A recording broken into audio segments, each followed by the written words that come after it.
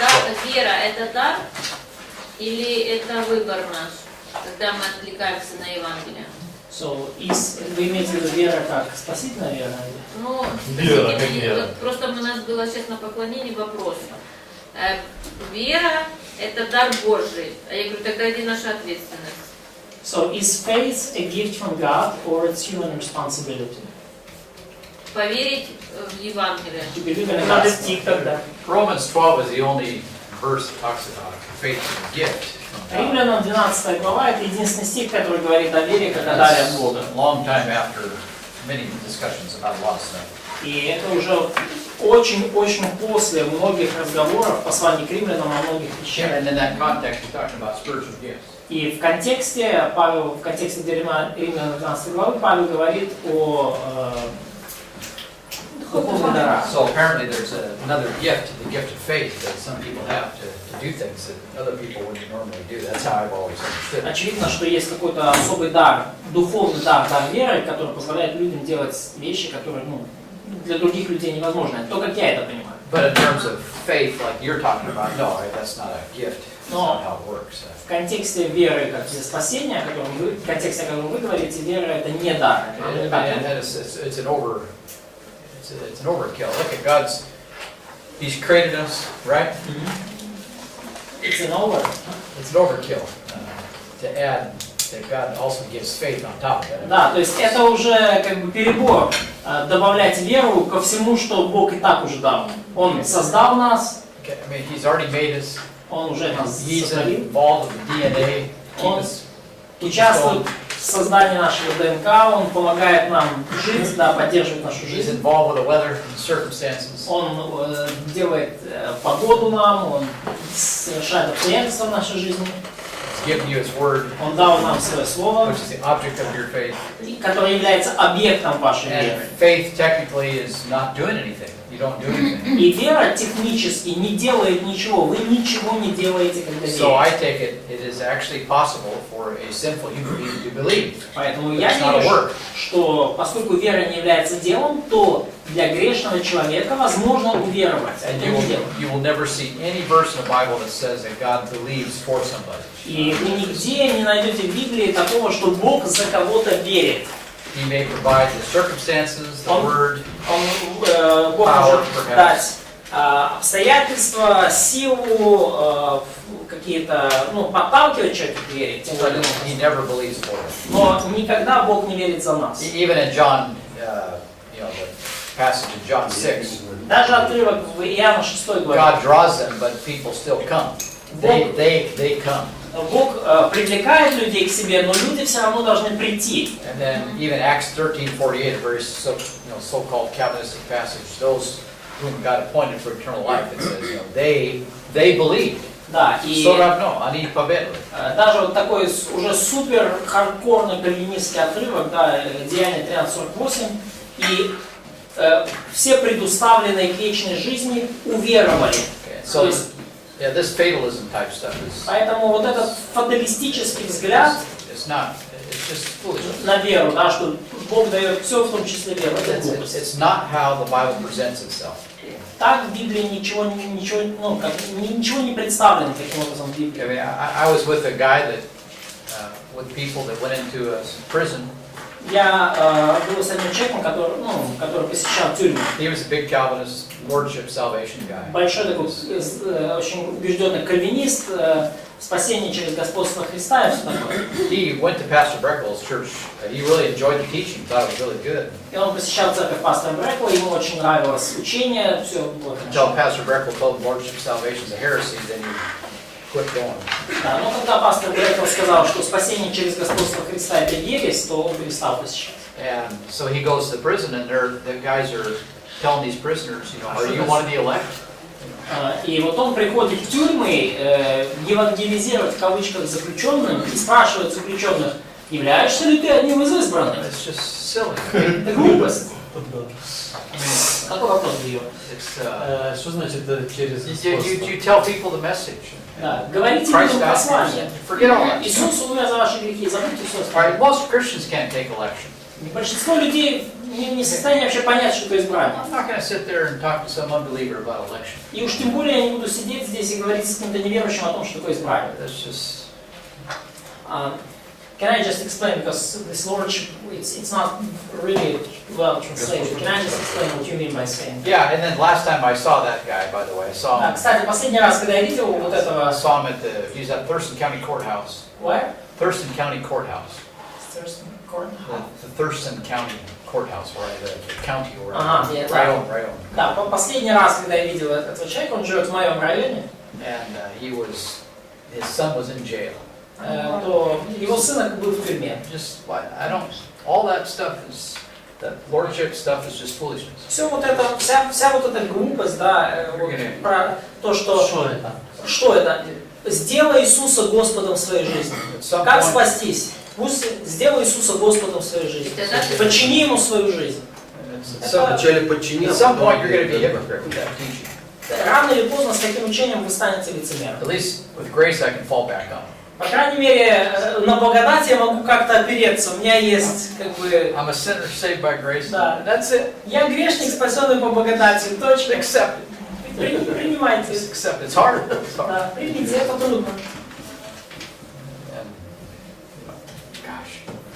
So the Calvinist stuff, you have to allow for responsibility of people and freedom of people. Да, God made people in His image, and they have God-given responsibilities. Да, поэтому говоря вот о всех этих кальвинистических законах, про веру вам нужно понять, что Бог допускает для человека иметь свободу, Бог допускает для человека иметь свободу выбора, и Бог сотворил человека таким образом, что он может выбирать. And even a fallen person has choices and responsibilities И даже падший in spite человек, of his sin. и, несмотря на свою греховность, имеет возможность выбирать, имеет ответственность And выбирать. God treats every individual as a responsible creature. И Бог к каждому человеку относится как к ответственному творению. Whether they're fallen or not doesn't matter. Падший человек They're или не still падший, не важно. considered responsible. Все равно человек несет определенную ответственность. Each person will be judged according to his works. Каждый человек будет судим по своим делам. Каждый человек. Only the believer can survive. И только верующий может выжить на этих условиях. Никто не приходит к Отцу, как только если Отец не привлечет их. Вот это ответственность там. Yeah, people still come though. Да, но люди все равно приходят. Они приходят. And then, anyway, yeah, so if you look carefully even at Romans 9, a very Calvinistic passage from many Calvinist perspectives. Даже если вы внимательно рассмотрите там Римлянам 9 главу, тоже такой хардкорный кальвинистский If you look отрывок. at the historical references that Paul quotes, Посмотрите на исторические ссылки, которые цитирует Павел. whether it's Pharaoh, Будь то фараон, where he hardened his heart, его ожесточение сердца, or you have the clay and the potter from Jeremiah 18. или там этот горшечник и горшок в Иеремии 18 главе, Even with Esau, и даже Исав, Иаков. the responsibility is still there. Ответственность человека там явно просматривается. Those historical passages. И это исторические отрывки. So it's free will, sovereignty of God. To me, I've heard all the arguments, okay, and Касательно свободной воли и суверенности Божией, вот этой дихотомии, я слышал все аргументы. explaining things that are beyond your pay grade. Just leave it alone. Поэтому я могу сказать, что как бы, разъяснить эти вещи, это стоит намного больше, чем вам платят. Поэтому оставьте это в If покое. it's all up to you, we got no chance. Если все в ваших руках, то шансов никаких у нас. If it's God doing everything, it's just a puppet operation. A puppet, you know. Да, если Бог все делает за вас, это как бы операция кукольник. That's not how it works. Да, оно не так работает. So, Master of puppets. yeah. It's like the Trinity. You can only explain so much, and then you have to kind of. Это подобно вот этой вот свободной воле и суверенной воли, как троица, да, то есть вы можете дойти до какого-то предела вашего объяснения и все. Many mysteries about the Trinity we cannot even begin to explain. Многие тайны троицы мы даже и не приблизились к тому, чтобы начать их разъяснять. We try to explain too much of yourself and heresies. Поскольку если пытаешься слишком много разъяснить в этом вопросе, то очень быстро навлекаешь на себя проблему. Шаг влево, шаг вправо, и ты еретик. Okay, so let's go ahead and get started. And Давайте начнем. I have an essay from Jana. У меня есть эссе от Жанны. Over, do you have yours? Вот? Поет. Я можу сьогодні напечатати, бо А какое? Второе, вчерашнее? Или третье? второе. Второе? Да. Так вот ты еще вчера мог напечатать. Так ти кому може навіть просто Наташа. Марк пішов уже. Ага. Ну, хорошо, You напечатай. can send it to me email. I can print it Ты out. можешь напечатать, ты можешь прислать мне имейл, я сам могу напечатать. Он I напечатает can сам. read it. Мені просто простіше буде напечатати ще. For me, it's simpler to print it out than send you. Okay. Я рідко користуюся. I want that paper. Я хочу твою работу. The longer it goes on, the less chance things are going to go up. So Чем Yeah. больше ждешь, тем Three меньше questions. шансов на хорошую very, оценку. very simple. Wasn't much there. Там Okay, всё and очень- now this все вопросы, next там всё очень the просто. work just piles up. You know, I have kids on a farm, and you know, it doesn't get done tomorrow. If you don't do it today, it's got to be done. It'll be worse tomorrow. Работа имеет свойство накапливаться, если вы не сделали то, что должны были сделать Everybody's сегодня, looking for a shortcut. то завтра gotta be все done. будет тяжелее, и все ищут какой-то путь как бы If you don't do срезать, it today, it's going to be this high tomorrow. срезать угол, но так не работает, поэтому The если не cow crab is сделали this high today, сегодня, tomorrow is going to be this high. So, было так, а завтра уже будет так, и 100%. А завтра может не наступить, Андрей. tomorrow could not. Maybe tomorrow would not. well, that's. Не надейтесь. So I want those papers, and then on the first question, I guess it should be 1 Timothy. On the very first question, Alessia told me some of the characteristics of Paul's teachers there. It says the first letter of Paul. There, I don't know what happened there. Like mistaken question. Yeah, it Да, ну там says the first letter of Paul. It should be first letter of Paul to Timothy, I assume. It doesn't just says Pergamum. I did not interpret it. Yeah, Say it that. says Pergamum. Какой-то там ошибка, да? Павла, Да. да, там просто пише найти, назовите все аспекты лжеучения, которые вы можете найти в первом Да, письме это- Павла. It has to be 1 Timothy. Да, он должен в первое письме Павла Тимофею. Потому что мы проходили Тимофея. Yeah. Yeah. Okay. Yeah. Right. Exactly. Да, совершенно верно. Yeah. So. Я думала, что Галатам он первое письмо. А вот Я здесь тоже думал. Yeah, no, I know. Galatians, Yeah, I understand. I don't know. Well, I mean, Galatians false teachers there too, but No, I would have said Galatians. Galatians rather than. ну, я бы сказал Галатам тогда. And we already talked about Galatians. Мы уже говорили много об этом. Okay, let's now talk about the book of Hebrews. Ну, давайте теперь поговорим о послании к евреям. And I have these. So Vasily and then Alessia and Sasha for Juliana, Katya, Chaplaya,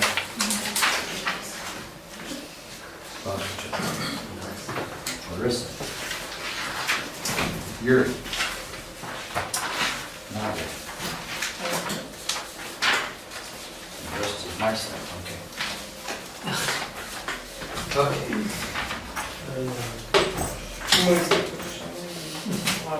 One thing I want you guys to think about, especially Philippians 2, got to be a little bit careful there with that passage. Да, когда одна вещь, которую я хочу, чтобы вы помнили, да, особенно вот, когда речь идет о Филиппийцам 2, будьте осторожны с этим отрывком. Jesus did not give up his deity. Иисус Got to be не, careful. I know no one said that, but kind of left the door open for that. Иисус не отбросил свою божественность, когда воплотился. Я знаю, что никто это напрямую не сказал, но вы оставили двери открытые для такого толкования. So what? Когда Иисус уничижил себя в Филиппийцам 2 главе, это не означает, что Он отказался от своей божественности. The way it was worded, you got to be careful with that passage. То есть то, как вы формулируете ваш ответ, вы вообще с этим отрывком должны быть осторожны. And if you look carefully at the text, Если вы внимательно рассмотрите текст, Jesus gave up something by adding something. и Иисус, как мы видим в тексте, да, Он отказался от чего-то, добавив что-то. Okay, it's subtraction through addition. То есть это такое отнимание через добавление. This is part of the problem of Trinity, see. Это вот часть проблемы с Троицей. God added humanity to himself, Бог добавил к себе человеческую природу. and this seems to, so he added humanity, and yet we have this deity, То есть он добавил человеческую природу, но при этом у нас остается вопрос его божественности. and that humbles him, И через это Бог смирил себя. but he never loses his deity. Но при этом не потерял в процессе своей And божественности. then what do you have in the text there? It says Что там у вас в тексте, да? in the Russian text for Опишите жизнь. go being in the form of God. What do you have? Should be form of God. Там сам будучи образом Божьим, да, или So you have obras, Yeah, image of like God. image of God. form of God. Form is better because he takes on the Greek is form. He was in the form of God, and then he takes the form of a bondservant. То есть там не совсем образ, да, в греческом, там как бы форма, да, то есть он, будучи формой Бога, Yeah, so forma Boga. Форма. да, So we have Есть в греческом два слова Морфе, для значения образа. Я изучала. forma Boga, and then то we есть там have. не айкон, а там морф. See, here's the contrast is here. Морфа це подобається, ну. Так. Це сущність. Це Це подобається. форма. Правильно. So it's a form of a slave. То есть, So what we're talking about is the function. As this is like as a ruler, so to speak, as the. о чем мы говорим здесь? Мы говорим о функции, да, то есть форма Бога это как правитель, то It's есть not- контраст между правителем и рабом. We're not talking about the essence of God, Мы не the говорим о essence of a сущности slave. Бога или сущности раба, понятна мысль? We're talking Мы говорим о about функции, their responsibilities, об what they do. ответственности, о том, что они делают. А он мог, вот, будучи человеком, творить сам чудеса? Или он это делал через Отца, или мог бы сам делать их чудеса? So, could Jesus perform miracles being man, like only in his humanity, or his miracles were done by his divinity? Я так Is поняла. it clear enough? Oh, well, that's, I wouldn't say either, per se. Ну, я бы не так не ответил на этот вопрос. He was made in the likeness of sinful flesh, Он пришел к нам в подобие греховной so плоти, his flesh was, in that sense, belonged to the fallen world. поэтому flesh like a body. Yeah, Поэтому его как бы плоть, то есть тело, да, физическое тело принадлежало падшему. without access to miracles of himself. То есть он как бы не имел, да, доступа к чудесам сам по себе. But we know the Spirit helped him do the miracles. Но мы знаем, что Дух помогал ему совершать And чудеса. of course, God the Father also was involved in that. И, конечно, Бог Отец тоже в этом участвовал. So it's his faith. He walked with God. Scripture said he would do miracles. Да, и вопрос в его вере, да, он ходил с Богом, Писание говорит, что он совершал As a human чудеса. being, he walked by faith, Как человек он жил верой, according to Scriptures, согласно and he was Писанию. able to do those miracles because of И он был his close relationship with God. способен совершать эти чудеса благодаря своим близким I mean, отношениям that's с how Богом. I understand. Я так это понимаю. Yeah, John. Я думала, вот сейчас он уже прославлен на небесах, ограничивает ли его как-то человеческая природа, ниже прославленная, которая у него осталась? Или она только добавила ему что-то? So now he is glorified and exalted in heaven. His human body or his humanity restrict him in any way. Yeah, of course, because it's human. It's still a human body. Да, но это even if It's still a human конечно. body. Да, His потому что всё равно это humanity, человеческое тело. his humanity is limited by Да. Его человеческая природа ограничена телом. otherwise he's not real humanity. It's Ну, glorified, иначе- but it's still limited. Это не подлинная человеческая природа, да, оно прославлено, но оно все равно имеет ограничения. So again, Jesus did not do miracles as God. Опять же, Иисус не творил чудеса как Бог. He worked through God the Father and God the Holy Spirit as a human being. Он взаимодействовал с Богом Отцом и Богом Духом Святым как человек. This was part of the test with the out in the desert. И это было частью вот этого испытания в пустыне. He could have provided rocks for supper for himself if he wanted to, rocks for dinner. Он бы мог As God. превратить камни в хлеба, как Бог, да, камни на завтрак. So he needs to learn to depend on God like we do. He has to be a perfect man, Но ему нужно было representative man. научиться полагаться на Бога так же, как нам это нужно. Да? То есть он должен был быть совершенным человеком, воплощением настоящего человека. And God doesn't exercise faith. See? И Богу не нужно проявлять веру в себя. But Jesus did. Но Иисус проявил веру. Да? He said, if you have the faith the size, you can move mountains, right? Да, и он говорит, если у вас есть немножко веры, вы можете двигать горы. Talking about himself. Говорил он о себе в этом. He's looking at Jerusalem, Глядя на Иерусалим. thinking about throwing that place into the sea. И думая, он смотрел на Иерусалим в это время и думал о том, как бы это место зашвырнуть куда-нибудь в море. Instead, they crucified him. Да, но вместо этого они распили. Yeah. А вот смотрите, вы говорите, что он ограничен в теле сейчас, но как он в прославленном теле мог явиться одновременно 500 человеком? So how could he get revealed himself to 500 people simultaneously in his resurrected body? Well, you can do that at a rock concert. Можно на рок-концерте спокойно это организовать. Это просто. Это не в одном месте. So they were just in His glorified body can do a lot of things we can't. Ну, его прославленное тело могло делать многие вещи, которые мы But не можем. it's still limited. Но оно все равно ограничено. It's not to be confused with the infinity of God. With what? With the infinity of God. Да, не нужно путать прославленное тело с бесконечностью, бесконечностью Бога. And think about, Jesus has sacrificed himself forever. The Son of God has sacrificed himself forever for us. Но подумайте, да, Иисус, Сын Божий, Он навсегда, однажды и навсегда принес себя в жертву за He's нас. always now the God-man forever. То есть Он навечно останется Бога-человеком. It's quite a sacrifice. Это жертва. Еще такой вопрос, вот, когда он говорит, он родил. Вот что это значит? Я никак Где? не могу В каком понять. отрывке? Okay, yeah, that was another problem in Да, Colossians 1. это другая проблема в Колоссянам The 1. paribus solenis, right? Is that Huh? what is it in paribus solenis? What is it in Russian? The firstborn. Paribus. Единородный. Единородный, No. да, он родил много раз. Colossians Родил, 1:15. первородный. Первенец из мертвых, да? Нет, просто родил. Первый, наверное, Это во многих местах встречается. Он Yeah, родил. first 18. He's like a firstborn of death. Yeah, but even before then, firstborn. Нет, это, наверное, с псалма еще идет. Народжений перший Я ныне родил тебя. Ребят, вы спутали все вообще. Ну, No, Colossians, say in Colossians. Нет, вот мы говорим это про Колоссянам сейчас. концепция вот этого. Firstborn of all creation, verse 15. Pete now Да, 15 глава, да. Рожденный прежде всякой твари. Okay, that doesn't mean he's born first. Это не значит, что он как бы был рожден, да, первым. This was part of our discussion yesterday about Первенец. words. Don't argue about words. Вот почему мы вчера с вами обсуждали, не спорьте об отдельных словах. Because words mean a lot of things. Слова могут значить много. Firstborn was the leader of the family, Первенец в той культуре был главой семьи, the ruler. правителем. So when you say firstborn of all creation, he's the ruler of creation. Поэтому, когда мы говорим о том, что он рожден прежде всякой твари, да, то или первенец из творения, это значит, что он правит всем творением. Then what he got, firstborn of the dead, verse 18, is that what it says?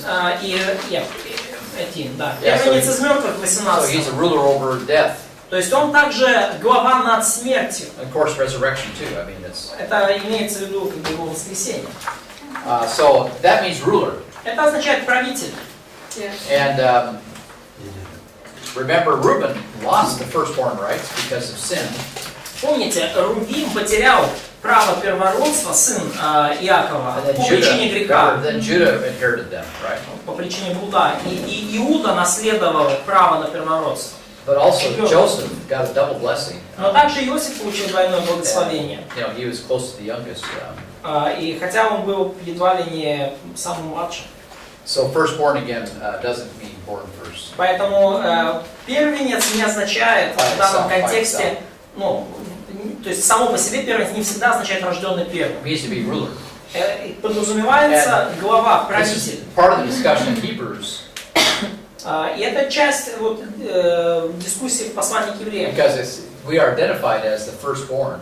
Поскольку we are. Yeah, the church is the church of the firstborn. Церковь, о церкви сказано, что мы как бы первенцы, да? which in the context of Hebrews means that we're considered the firstborn. Да, и Even though we're born second, Israel comes first. в контексте послания к евреям, да, Бог считает нас первородными, хотя Израиль, как бы исторически, появился первым, раньше церкви. Понятно мысль? Да. То есть церковь появилась потом, но считается первенцем в глазах Бога. Yeah, it's like an Esau-Jacob thing. Это как диалог от Исава и Якова. And so we are considered the church of the firstborn. Поэтому мы считаемся собранием первенцев, церковью I первенцев. take it we're going to be rulers. И я понимаю это так, что мы будем править. Why? Почему? Потому что Почему? Потому что, grace of God.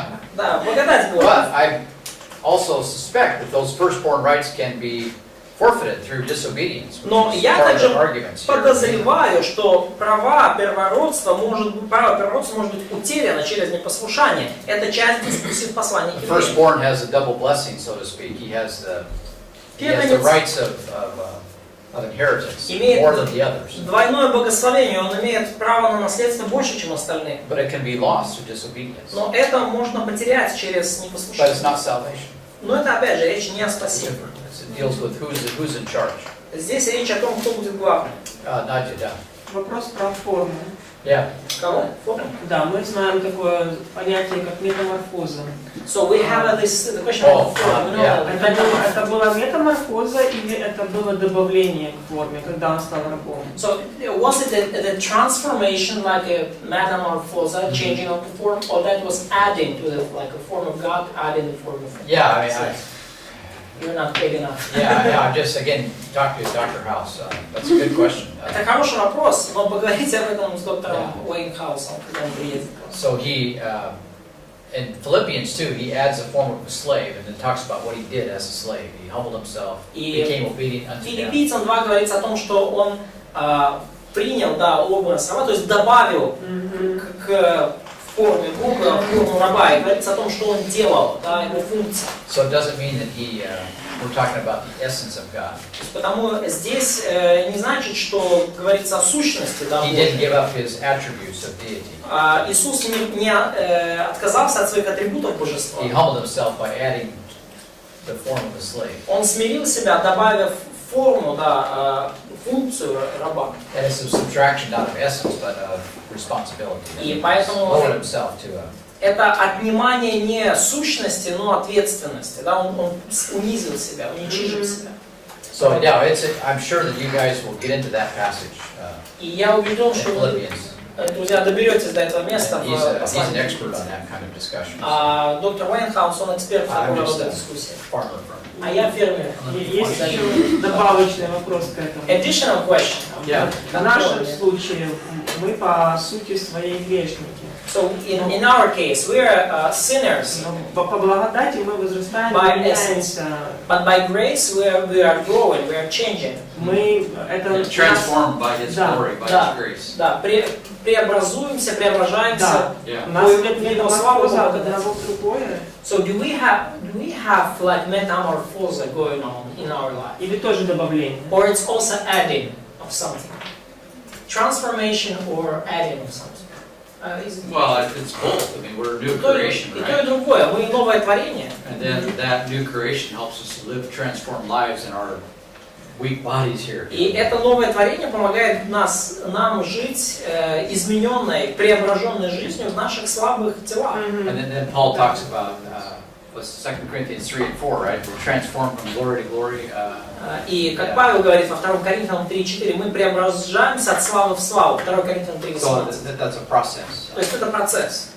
But yeah, that's a good question. Хороший вопрос. Those are more theological, philosophical questions, and I don't pay much attention to some of this. Оба вопроса такие богословские, философские. Я, если честно, не уделял им так много внимания. It's my weakness. Моя слабость. Спасибо большое. Thank you. Okay, so let's take a look now at Hebrews. Давайте рассмотрим с вами сейчас послание к евреям. Who wrote the book? Кто написал книгу? We don't know. Мы не знаем. Whatever it is, it's not Paul. Кто бы это ни был, это был не Павел. I'm amazed that people say this all the time. Я потрясен тем, что люди говорят это постоянно. We'll take care of that right now. Let's turn to Hebrews chapter 2. Но давайте, да, сейчас сразу разберемся с этим вопросом. Откроем Евреям 2 главу. So what's this here? This Nina? What is this? Нет, это Вася, можно ставить. Is it Greek? This is Russian. Russian. So is it just to encourage us all today, or? Yeah, it was like a little devotional. Oh, I see. Понятно. Okay. So that was you? You did that? Ты так делал, да, Вася? Ты нарисовал? Это я писал. Нет. So let's turn to Hebrews chapter 2, okay? Открой Евреям 2 главу. And let's read verses 1 to 3. И прочтем стихи с 1 по 3. Посему мы должны быть особенно внимательны к слышанному, чтобы не отпасть. Ибо если через ангелов возвещенное слово было твердо, и всякое преступление и непослушание получало праведное воздаяние, то как мы избежим, вознеродев от толиком Okay, спасения? so just because we passed the New Testament church age of grace, what does it say here? Только потому, что да, мы как бы уже перешли в эпоху церкви, в новозаветную эпоху, что здесь говорится? You know, it says, again, like I've said, Как я уже сказал, like Pastor Breckel как said, пастор Брекл говорит, grace is not leniency. благодать это не вседозволенность. It's a sin. Whether it's in the Old То есть Testament, благодать это не, да, как бы, disobedience has a liability connected to it. да, то есть как бы как в Ветхом, так и в Новом Завете с благодатью связана And ответственность. we're not talking about, you know, an unlimited atonement here. То есть мы не говорим здесь про какое-то Jesus died неограниченное for all my sins. искупление. I know that, past, present, and future. That's true. Да, я, конечно, No знаю, question что about that. Иисус умер за все мои грехи, прошлое, настоящее, будущее, здесь никаких вопросов. But there's still a liability connected to our life, this side of the grave, Но, тем не менее, все равно есть ответственность, связанная с нашей жизнью по эту сторону that will могилы. show up at the judgment seat of Christ when we will be judged by our works, И not это- by our, you know, not by our salvation, И but judged by это our works. все проявится на судилище Христовом, где мы будем судимы по нашим делам, не по нашей вере, не спасение будет If you look вопрос. at all the judgment passages, it's always by works. Когда мы смотрим на все отрывки, связанные с судом или там So судилищем it's Христовым, true все for по делам. everybody. True for everybody. Поэтому это относится ко всем. So when he talks about the ultimate judgment, he's not talking about who's saved and who's not saved. Поэтому, когда говорится об окончательном суде, то вопрос будет не в том, кто спасен, а кто не спасен. He's just going to judge everybody according to their works, regardless of whether they're saved or not. Бог всех будет судить по делам, неважно, спасенный или не спасенный. And the only people that can obtain a reward are the believers. И единственные, кто на этом суде смогут получить награды, это верующие. And even the believers are going to have some issues as they face the Lord. И даже у верующих будут определенные проблемы, когда они столкнутся лицом к лицу с But Господом. they get to go to heaven. Но они отправятся на небеса. Yes. Зачем судить по делам неверующих, если они все равно попадут в ад? Yeah, they will fall short of what God's standards. Да, но они в любом случае не будут соответствовать Божьим стандартам. The question why God is judging non-believers according to their works, even though they all are going to hell. Because they're still responsible. Но поскольку они все равно несут ответственность. It's going to be a justice will be served. То есть справедливость восторжествует. The courtroom it's going to be awesome. I don't think we appreciate it. Все будет просто потрясающе. Я не думаю, что мы ценим это достаточно. It's all going to be done according to the books. Все будет, как бы все будут судимы по книгам. And there's going to be a judge, and the God's going to be the judge, and it's going to be a scary place, and the gavel, you know. Бог будет судьей, это будет такое устрашающее место, молоток будет хлопать, And justice will be served и справедливость восторжествует. for both believers and И для unbelievers. верующих, и для With the неверующих. believer, he'll look at, okay, you believed in Christ, you're covered by the blood. Да, но с верующим просто будет немножко по-другому, потому что, ага, ты веришь в Христа, ты покрыт Его кровью.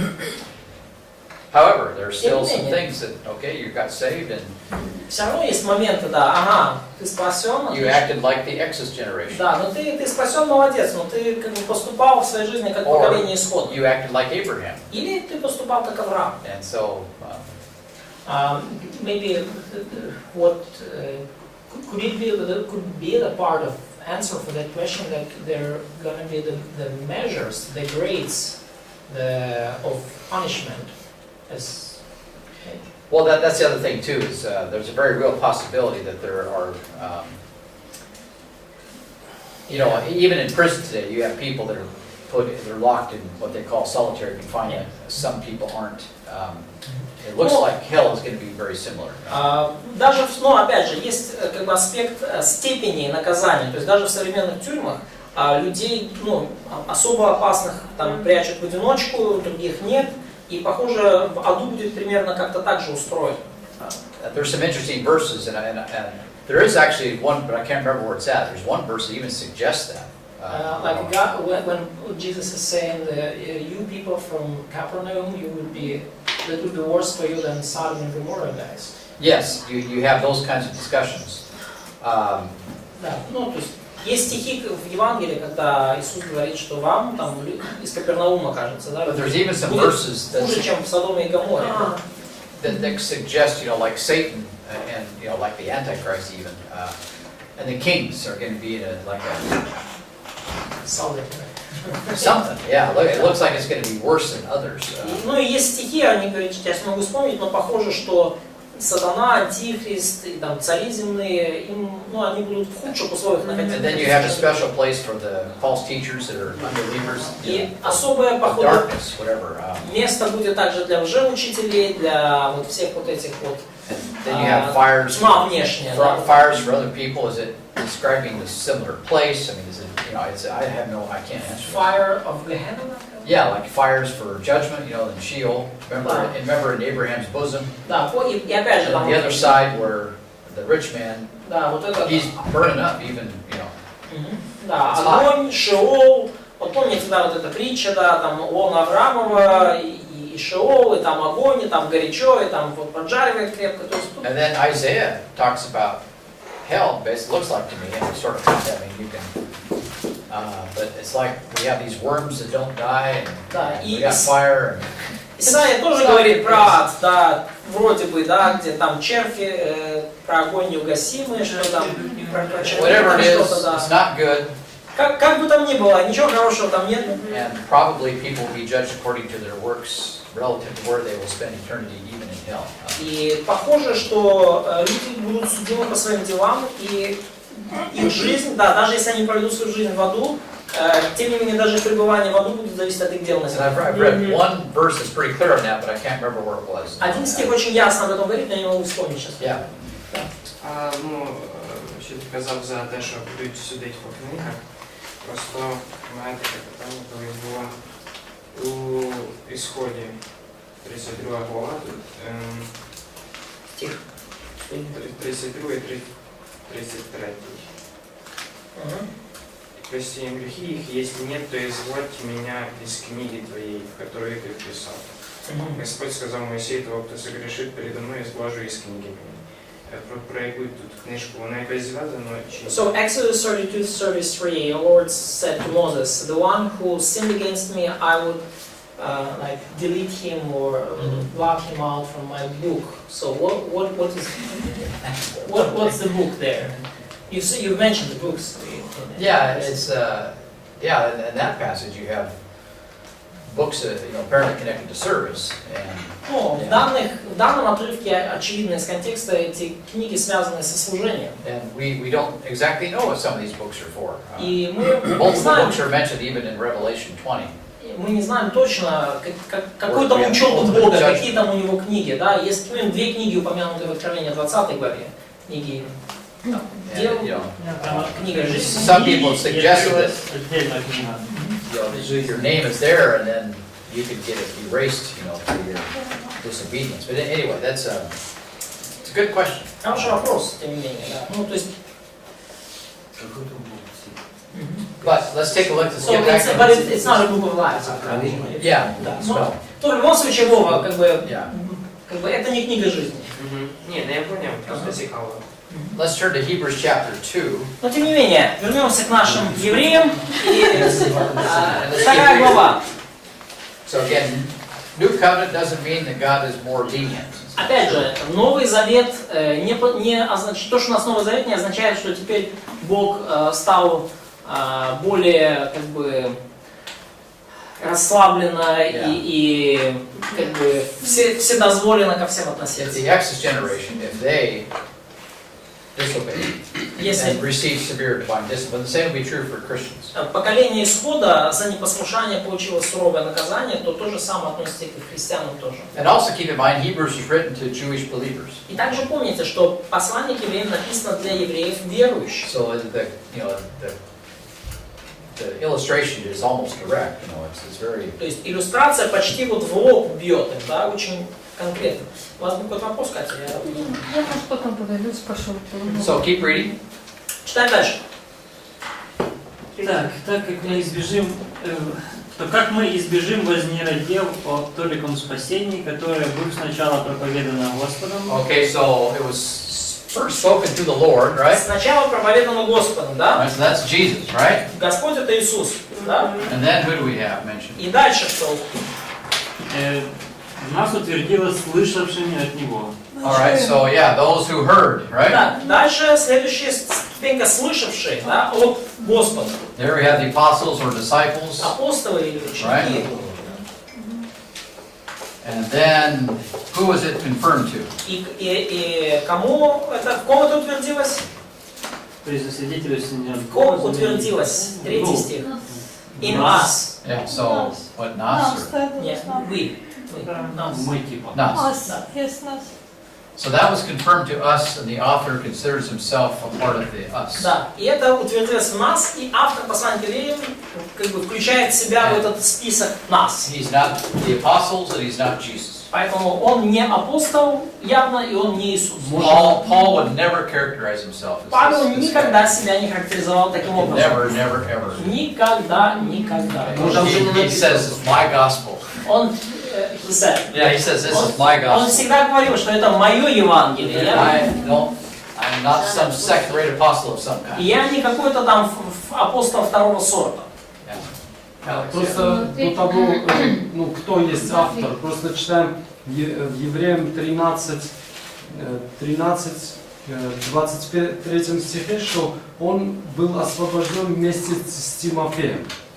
So, в Евреям 13. So, in addition to the discussion about authorship, Hebrew 13. Yeah, he was let go.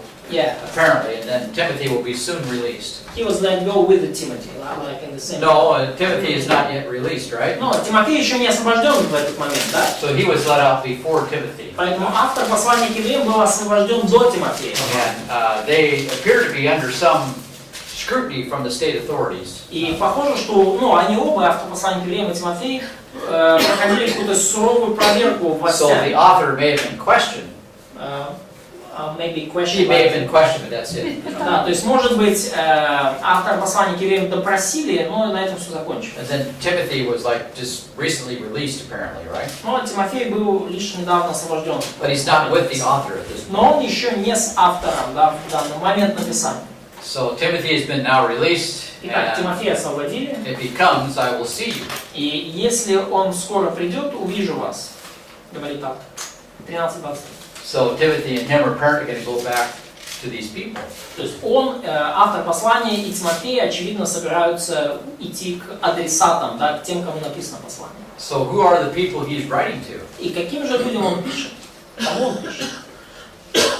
So, you know, this, I believe Bob Bollner believes that Hebrews written by Luke. It's a possibility, a very real possibility. Ну, я знаю, что, например, Боб Боллендер, он верит, что послание к евреям написал Лука, и это реальная возможность, такое может быть. Another person that could be very is Tychicus. Еще один возможный автор — это Тихий. We saw him very involved in Paul's ministry in the end. Мы видим, что он очень активно участвовал в служении Павла в конце его жизни. And so people like that are the authors of Hebrews. So anyway, those would be very close to Paul. Yeah, they're close to Paul. Да, то есть подобные люди, очень близкие к Павлу, должны были стать авторами. At this time, everybody's seen, you know, Peter's in Rome now too. Но в то время казалось, что они все как-то сгрудились. Да, Петр в Риме тоже. Or he was recently killed. Петр мог, да? So could Peter write it? No, the Greek is too good. Нет, греческий язык слишком хороший. And the first and second Peter, it's not written by Peter, but still the Greek is very good, but not like Hebrews. Да, Hebrews is classical Greek. в первом, втором Петра греческий тоже, в принципе, неплохой, но не настолько хороший, как послание к евреям. Евреям классический греческий, Yeah, просто it's великолепный. So it's the best Greek in the New Testament. Самый лучший греческий в Новом So Завете. whoever it was very skilled in Greek То language. есть, кто бы это ни написал, это был человек очень, с очень отточенным греческим языком. That's why Luke is probably toward the top of the list. Поэтому, скорее всего, Лука именно возглавляет список претендентов. So Timothy's been released. Notice the next verse. Тимофей Let's read освободили. that. Обратите Chapter внимание, 13. следующий стих, в 13 So let's главе. read verses 23 and 24. Прочтите 23 и 24. Alex, go ahead and read them. Алекс, прочти, пожалуйста. Знайте, что брат наш Тимофей освобожден, и я вместе с ним. Если он скоро придет, увижу вас. Приветствуйте всех наставников ваших и всех святых. Приветствуют вас итальянские. Okay, yeah, they are from, remember the people from Italy. Помните, Those да? from Italy say hello. Да, люди из Италии там говорят привет вам. What does that suggest? Что это подразумевает? Що вони в Італії? А? Ну, що вони в Італії? They're in Rome, they're in Italy. No, the opposite, Нет, совершенно противоположно. right?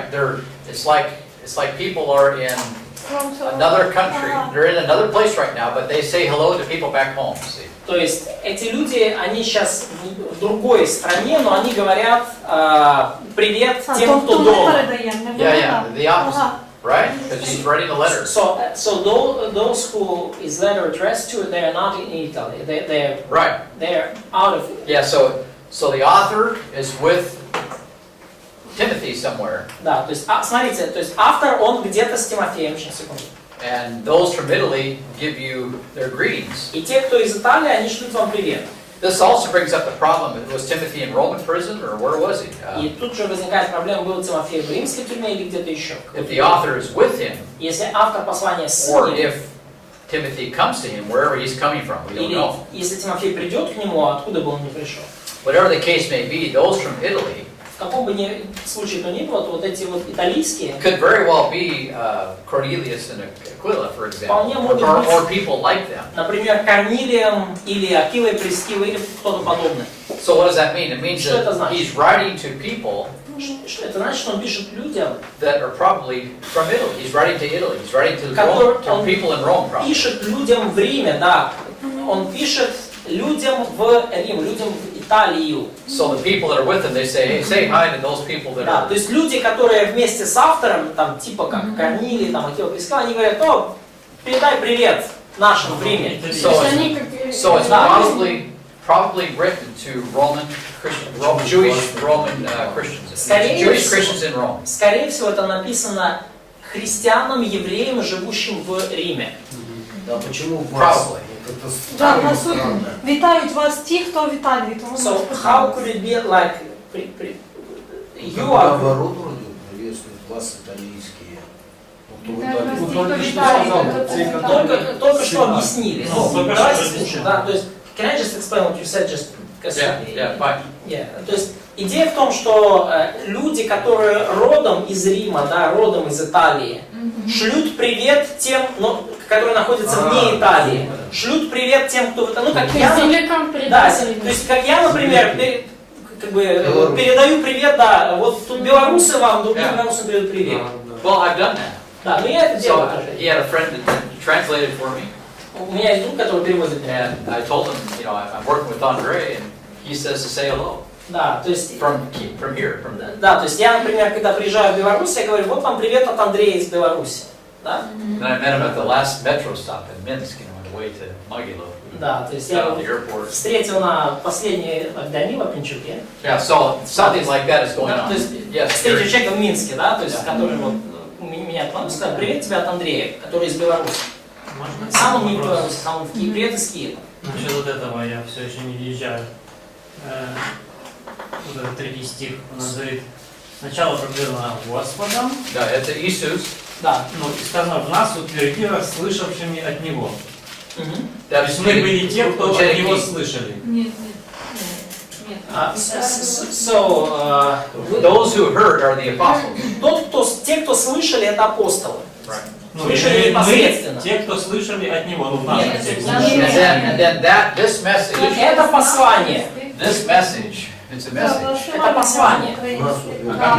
через тих, хто почув. Просто тих, хто почув. That was confirmed to us. Оно было подтверждено, утверждено в нас. The apostle Paul will never ever say this. Апостол Павел That- никогда бы ничего That подобного не this сказал. message was confirmed to us. Он бы никогда не сказал, что это послание, слышавшими от Господа, утвердилось в Remember нас. Galatians? Помните, как Галатам He said, говорил? I don't care about Он сказал, что those guys.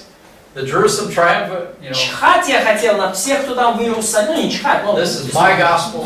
в Иерусалиме Петр, Яков, это мое Евангелие. They added nothing, they contributed nothing to my gospel. Ничего не добавили к моему Евангелию. And I'm a first-rate apostle, just as good as they are. Апостол первого класса, высшего сорта, такой же классный, как они все. So you really have, to me, you can't overcome that. То есть, с моей точки зрения, невозможно никак этот момент обойти. It's just not a way that Paul is going to characterize. То есть, апостол Павел никогда бы себя не характеризовал таким образом. Как бы со мной. But yeah, somebody like Luke, it makes perfect sense. Но если это человек подобный Луке, то это вполне сходится. Да, как со мной богато. Yeah. Okay, now let's go. We're still developing this from Italy thing. We will see this shortly. Да, но мы еще с вами разовьем вот эту идею про итальянских, мы вскоре увидим. It's very possible that he is talking directly about Priscilla and Aquila. И вполне возможно, что автор послания к евреям в данном случае говорит конкретно о Прискиле и Акиле. It's very possible. Вполне возможно. Let's go to Hebrews 10. Откроем Евреям 10 главу. And Massер, would you read verses 32 to 34? Массер, прочитай, пожалуйста, 33-34. This describes the previous history of this church. Здесь описывается the author's writing here. Предыдущая история той церкви, которую пишет автор. То сами среди поношений и скорбей. 10:32. Нет, 32. Вспомните, да, спасибо. 10:32. В прежние дни ваши, когда вы, бывшие просвещены, выдержали великий подвиг страданий. All right, these people are believers. Эти люди верующие. Okay, I'm sorry. Извините. It has to be. Так должно быть. They've already suffered once. Они уже выдержали. They've already suffered for the faith once, and they survived. They did well. Страдали один раз за веру, и они выдержали. And God gave them a вспышка. You know, they got enlightened. И Бог дал им просвещение, да, вспышку. Okay, keep reading. Дальше. То сами среди поношений и скорбей, служа зрелищем для других, то принимая участие в других, находившихся в таком же состоянии, ибо вы и моим узом сострадали, и расхищение имения вашего приняли с радостью, зная, что есть у вас на небесах имущество лучшее и неприходящее. So they survived the first persecution pretty well. То есть они первые гонения выдержали очень даже хорошо. Relative to their faith. Relative to their faith. Когда речь идет о вере своей. They lost property. They went to jail. Они потеряли имущество, они отправились в тюрьмы, но Now they didn't die. There was not a persecution to death. они не умерли при этом. Это не было смертельное гонение. Were put in prison and they lost property. Но они оказались в тюрьме, и они потеряли имущество. And this is very similar to Acts chapter 18. Let's И turn there. это очень похоже на Деяния 18 главу. Давайте откроем. So Acts chapter 18. Да, Деяния 18. And this is where Paul met Aquila and Priscilla. Вот именно там Павел встретил Акилу и Прискилу. And it's very likely that Hebrews chapter 10 verses 32 to 34 is describing this very event. И вполне возможно, что Евреям 10 глава 32-34 описывает именно это событие. Let's read verses 1 and 2. Прочтите, пожалуйста, 1-2 стихи. Деяния 18. Да, 1-2 стиха. После сего Павел, оставив Афины, пришел в Коринф, и нашед некоторого иудея именем Акилу, родом Понтиянина, недавно пришедшего из Италии, и Прискилу, жену его, потому что Клавдий повелел всем иудеям удалиться из Рима. Пришел к ним. Very interesting. Интересно. In the Greek, it's exactly the same. Those from Rome. И в греческом, простите, это совершенно одинаково звучит. Yeah, the grammar is the same. Та же грамматика. Те, кто из Рима. Those from Italy greet you. Да, то есть итальянские приветствуют вас. And the same thing here. The grammar, the spelling's the same. И здесь та же самая грамматика, да, совершенно. Priscilla and Aquila are from Italy. Да, и Прискила и Акила из Италии. And then it's identified. What does that mean? И далее, тут разъяснено, что же это означает. They are from Rome. Они из Рима. So we have in the Greek, apotes. I can't remember the spelling, but Italias, whatever, something like that. Да, в греческом вот это apotes Italias. Okay, what does that mean? It means they're from Rome. И это значит, что они из Рима. So, and remember, Claudius expelled all the Jews И помните, что Клавдий изгнал всех евреев из Рима. Why did he do that? Почему он это сделал? Because, according to secular sources, there was a tremendous controversy over the Christus. Поскольку, согласно светским источникам, было огромное противоречие и много споров из-за некого Христуса In the Latin. на латине. Who do you think that is? Кто бы это мог быть, по-вашему? So, yeah, so Claudius just got disgusted. You guys get out of here. Just all of you. I don't Клавдию просто все это как бы надоело до боли в печенках. Он сказал, все know. проваливают. People would have lost their property. И люди потеряли свое имущество. Probably some people would have. That's why Priscilla and Aquila leave. И, скорее всего, по этой причине Прискилла и Акила покинули Рим. And some people probably would have put in prison because of the, it was so bad.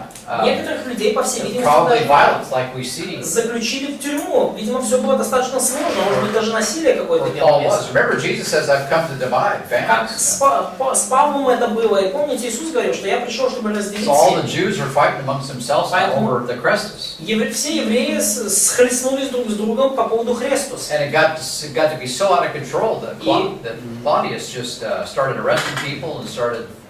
Видимо, все настолько вышло из-под контроля, что Клавдий начал арестовывать людей и просто вышвырнул всех из I'm Рима. not going to tolerate this. Он сказал, я не буду терпеть тут ваши все So it's very possible that the book of Hebrews is talking about that, Поэтому вполне Very возможно, incident. что книга послания к евреям говорит именно об этом событии. or something similar. Или о чем-то очень похожем.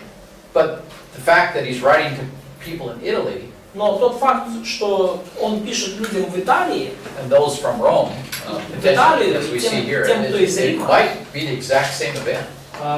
скорее всего, показывает, что это могло быть одно и то же событие. I mean, in Acts 18, right, Деяние 18, verses 1 and 2 стихи 1-2, equals Hebrews 10, соответствует евреям 10 главе 32-34. verses 32 to 34. 32-34. Or at the very least, it's very similar. Или, как минимум, это события очень похожие между собой. So, I think the author is writing to people in Italy. That's my opinion. Мое личное мнение, что автор пишет людям в Италии. Which means that I think he's writing to churches and Jewish Christians in Rome. То есть имеет в смысле, что он пишет еврейским христианам в Риме. And remember, Claudius died in 54. И помните, что Клавдий умер в 54 году. Apparently, the Jewish people started going back. И We don't know how long it was. Probably back to Israel. no, back to Rome. Да, и очевидно, что после этого, после 54 года, евреи начали возвращаться в Рим. Whatever this was, it didn't last long. Но что бы это ни было, like this expellation, Yeah, да, вот это вот, expulsion, yeah. да, вот это изгнание, оно не длилось слишком долго. By the time Paul writes Romans, К моменту, когда Павел пишет послание к which is in the римлянам, mid-50s, это где-то в середине we 50-х, have all kinds of people from Jewish Christians are mentioned in the book of Romans. то в послании к римлянам подразумевается большая аудитория And христиан-евреев. then Paul is in Rome prison, and Jewish people are there talking to И him. So, Павел был в римской тюрьме, и евреи приходили к нему и разговаривали. so people have gone back, То есть евреи вернулись в Рим. and these are now the people that the author of Hebrews is writing to, Jewish Christians. Вот теперь именно этим людям, христианам Рима, еврейским христианам Рима, автор послания к евреям пишет эту книгу. Now let's go back to Hebrews chapter 13, Но давайте вернемся к евреям 13 главе. and let's go back a verse, И давайте немножко 13:22, then we'll take a break. чуть-чуть стих назад сдадим, и потом сделаем перерыв. How does the author characterize Как сам автор себя характеризует? his letter? What does he call it? Как он называет это письмо? Larissa, Charles, would you read 13:22?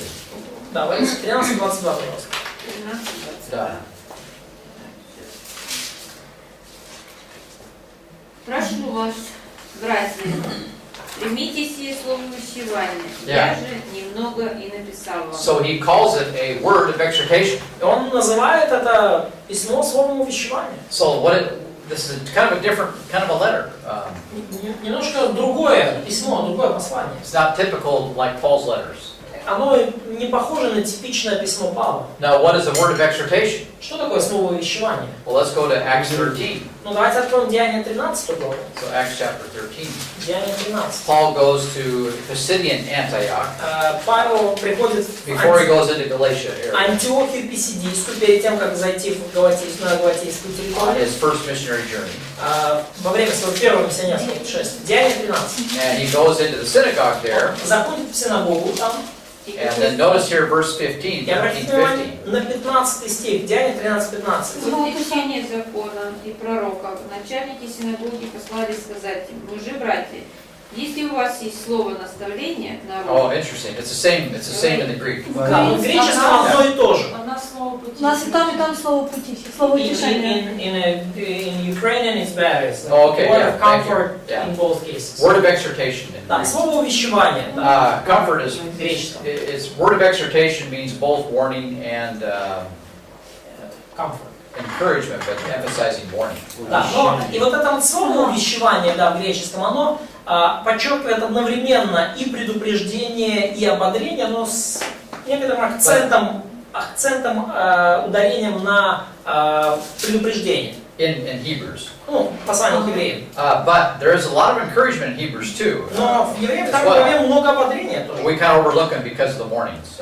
И мы порой упускаем из виду эти строки об ободрении, об утешении, потому что очень много предупреждений. This word of exhortation, what is it? И вот это слово увещевание, что это? It's a sermon. Это проповедь. So Paul gets up there and gives a sermon. Павел встает, да, в ответ на этот призыв и читает людям проповедь. It's a history lesson. Читает им урок истории. Which is what the book of Hebrews is doing. It gets the history lesson. И вот именно это мы видим в книге послания к евреям. Это урок истории. The entire book is talking about the tabernacle, Вся книга the говорит Exodus generation, о скинии, о поколении исхода, Melchizedek, о Мелхиседеке, when he met Abraham, о том, как Мелхиседек встретил Авраама. right? Gives chapter 11. Да, глава 11, герои, Heroes of the faith. да, герои веры. Chapter 12 quotes from Proverbs. Глава 12, где цитируется из притч. Esau and Jacob, you know, Исаак, Яков, Esau mentioned there. Исаак, Then chapter 13 is sort of the general ethical exhortation there. 13 глава, это такие, уже более общего плана этические увещевания. So what we have in Hebrews is like a sermon Что мы видим в послании к евреям, это практически проповедь, that was written down and delivered to people. написанная и доставленная людям в письменном In виде. other words, what were sermons like in the ancient church? Иными словами, вот таким образом выглядели проповеди в древнем мире. Book of Hebrews tells us. Вот книга послания к евреям говорит. Like typical Hebrew Jewish sermon. Yeah. Да, типичная еврейская проповедь, вот послание к евреям. Very strong sermon. Очень сильная проповедь. By the way, it takes about an hour if you were to sit down and read Hebrews. Кстати, занимает где-то час, если вы сядете и вслух It takes about an прочитаете hour. послание к евреям, то это вот где-то час.